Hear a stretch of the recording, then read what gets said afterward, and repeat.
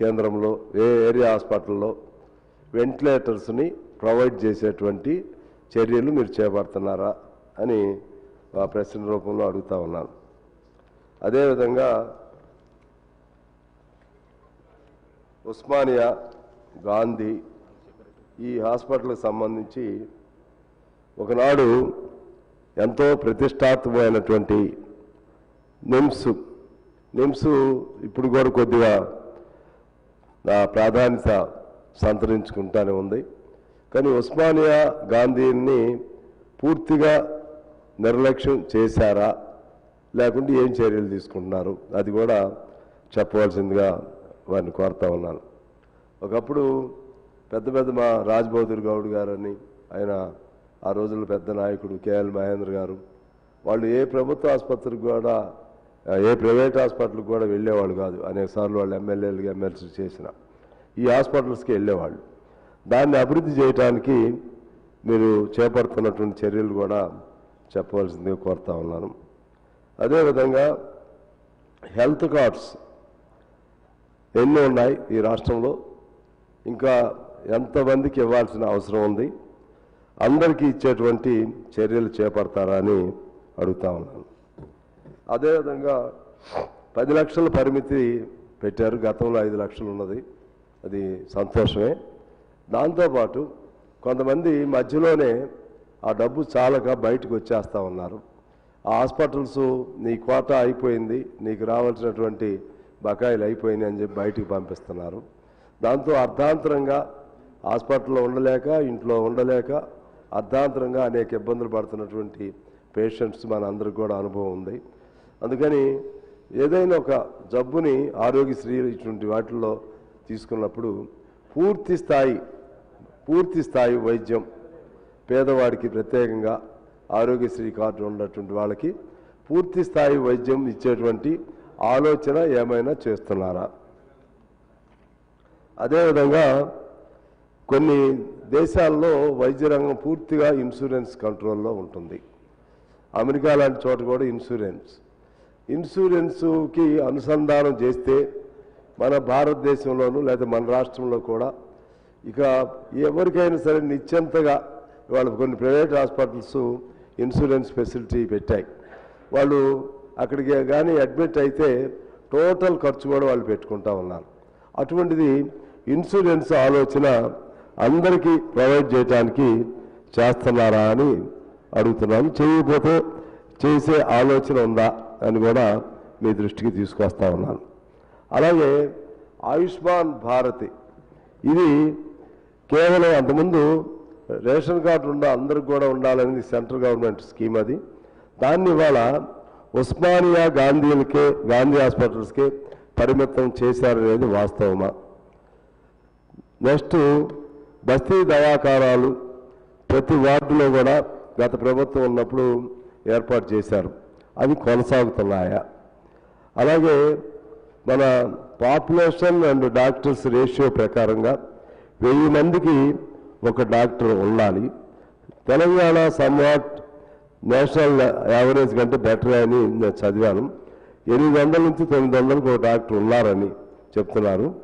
అయితే ఆ 1000 మందికి ఒక డాక్టర్ ఉండటము, దాని మెయింటెనెన్స్, నిర్వహణ లోపం ఏదో జరుగుతూ ఉన్నట్లుగా నాకు అర్థమవుతుంది. నేను గౌరవ మంత్రి గారు కూడా చాలా ఇంట్రెస్ట్గా ఉంటారు, ఆయన లెఫ్ట్ ఓరియంటేషనే.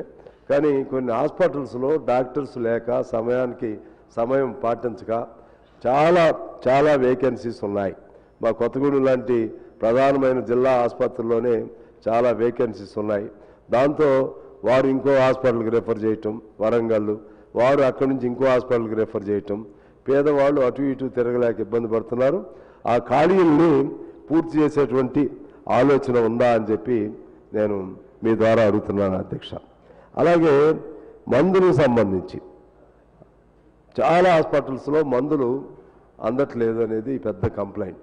ఆ మందుల కోసం బయటికి వెళ్ళి కొనుక్కునే పరిస్థితి పేదవాడికి ఉండట్లేదు. దాంతోపాటు ఆక్సిజన్ లాంటి సౌకర్యాలు, దానికి సంబంధించి మందుల సరఫరా సంబంధించి ప్రభుత్వం ఏమి ఆలోచన చేస్తుందో తెలియజేయాలని కోరుతున్నాను. అలాగే చిన్నపిల్లలకు సంబంధించినటువంటి ఆరోగ్య సంరక్షణ పట్ల ప్రత్యేకమైనటువంటి ఒక ఆలోచన ఏమైనా ఉందా అని నేను మిమ్మల్ని అడుగుతున్నాను. దానిపైన చర్యలు తీసుకుంటున్నారా అని. అలాగే అన్ని జిల్లా ఆసుపత్రుల్లో క్యాత్ ల్యాబ్, ఎంఆర్ఐ ఇప్పుడు కొంచెం సంతోషం, ఒక 8 హాస్పిటల్లో ప్రవేశపెడుతున్నారని చెప్పారు మంత్రి గారు.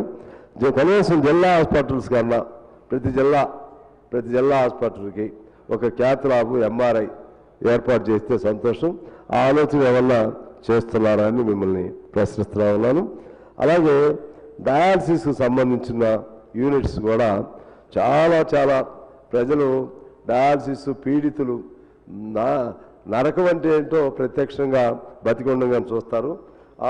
దాన్ని కొద్ది ఈ మధ్య ఇంప్రూవ్ కూడా చేస్తున్నారు, సంతోషం.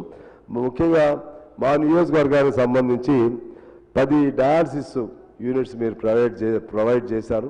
మంత్రి గారికి, ఇతర అధికారులు కూడా నేను కృతజ్ఞతలు తెలియజేస్తున్నాను. 2 హాస్పిటల్స్ ఉంటే ఒకటి మా ఏరియా హాస్పిటల్కి 5 చేశారు, పాల్వంచ హాస్పిటల్కి ఒక 5 చేశారు. ఇంకా కూడా 10 డయాలసిస్ సెంటర్స్ మాకే అవసరం. మా జిల్లా హెడ్ క్వార్టర్ కాబట్టి పాల్వంచకి దీనికి చేయవలసిన అవసరం ఉంది. పాల్వంచని 100 బెడెడ్ హాస్పిటల్గా కన్వర్ట్ చేసేటువంటి ఆలోచన ఉందా అది కూడా అడుగుతున్నాను. మీ దృష్టికి చాలాసార్లు తీసుకొచ్చాను మంత్రి గారు. దీనికి సంబంధించి మరొకసారి మీకు ధన్యవాదాలు చెప్తున్నాను. ఆ 2 హాస్పిటల్లో 10 డయాలసిస్ యూనిట్స్ వచ్చినాక చాలా రిలీఫ్ వచ్చింది. మిగిలింది కూడా మాకే కాదు అన్ని జిల్లాలకి ప్రొవైడ్ చేస్తే మంచిదని అడుగుతా ఉన్నాను. అలాగే 108, 104 ఇవి అందరికీ అందుబాటులో ఉండట్లేదు, టైమ్లీగా సర్వ్ చేయట్లేదు. దాన్ని డెవలప్ చేయటం కోసం, ఆ సిస్టమ్ని డెవలప్ చేయటం కోసం వాటి సంఖ్యను పెంచుతున్నారా, లేకపోతే దాని ప్రత్యేకమైనటువంటి మెకానిజం పెట్టి దాన్ని ఆర్డర్లీగా నడుపుతారా అది చెప్పాలని కోరుతున్నాను. అలాగే అంబులెన్స్కి సంబంధించి చాలా హాస్పిటల్స్లో పేదవాడికి ఇంకో హాస్పిటల్కి వెళ్ళమన్నప్పుడు అంబులెన్స్ లేదు.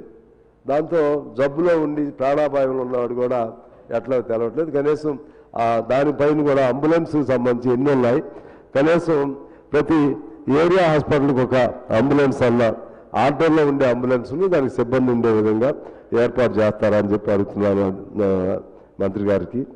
అలాగే ఏజెన్సీ ఏరియాలో సీజనల్ జబ్బులు దీనికి సంబంధించి మొట్టమొదటే ఆ సీజన్కి ముందే అప్పటికే మీరు జాగ్రత్తలు చేస్తారన్నారు. అయినా కూడా మరికొంత జాగ్రత్తలు చేయాల్సినటువంటి అవసరం ఉందని నేను మీ దృష్టికి తీసుకొస్తా ఉన్నాను. దానిపై